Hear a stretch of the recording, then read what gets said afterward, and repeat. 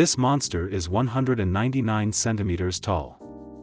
It can take the form of a man with webbed wings, claws, and an ugly, toothy face. This is a pure element of destruction. He does not divide his victims into good and bad. There are no ways to appease him. Once an angel and the first assistant of the Creator, Abaddon was expelled from heaven and today is a terrible demon who controls the element of destruction.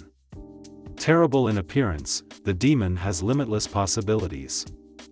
An extremely cruel demon occupies the post of the main hellish military leader in hell, before whom all demons tremble, and even Lucifer himself fears him.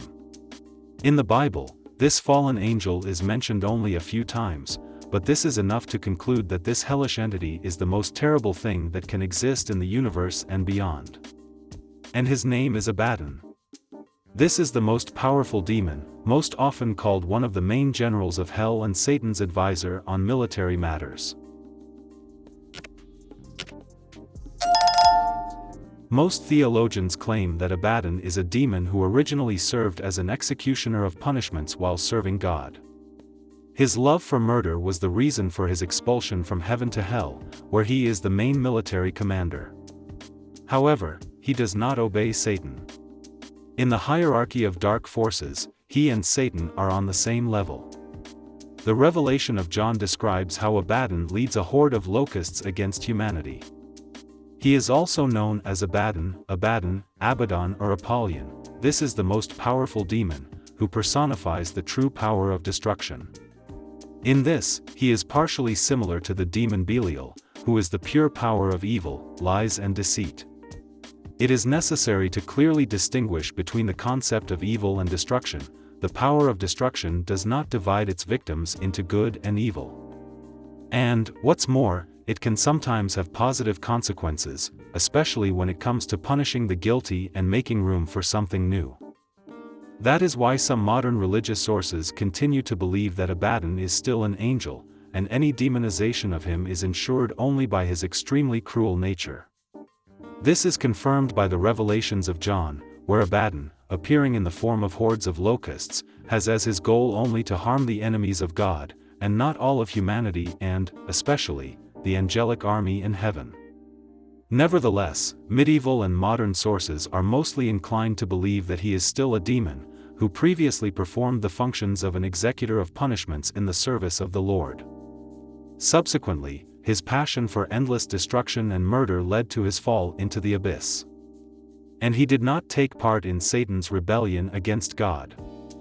And yes, in the ancient traditions of the peoples of the Bronze Age, Abaddon was the name of a terrible place where mass executions took place. Subsequently, the word Abaddon became a synonym for one of the levels of the underworld. It was used on par with the word Sheol, which denoted the space into which all people, both sinners and the righteous, end up after death. This also demonstrates the essence of the element of destruction, detached from the concepts of good and evil. After this, Abaddon becomes a synonym for death itself, and from the time of the writing of the Revelation of John, he is already clearly personified as the angel of death. Medieval theologians did not pay much attention to Abaddon. Agrippa mentioned him as a demon of the seventh rank, who is engaged in destruction and murder. Previously, Abaddon possessed enormous power and was ranked among the ranks of seraphim angels. Indeed, this demon was often depicted in engravings, where he attacked Christians and saints in the guise of a man with membranous wings, claws and an ugly toothy face. Much more radical views on this entity were turned in the early 20th century. The opinion of most sectarian movements of the new wave of Christianity is especially interesting. Jehovah's Witnesses, Mormons and Adventists believe that Abaddon is the second hypostasis of Jesus Christ. It is he, in their opinion, who is the punishing part of the Son of God. This hypostasis helps him achieve the reign of justice and God's laws on earth.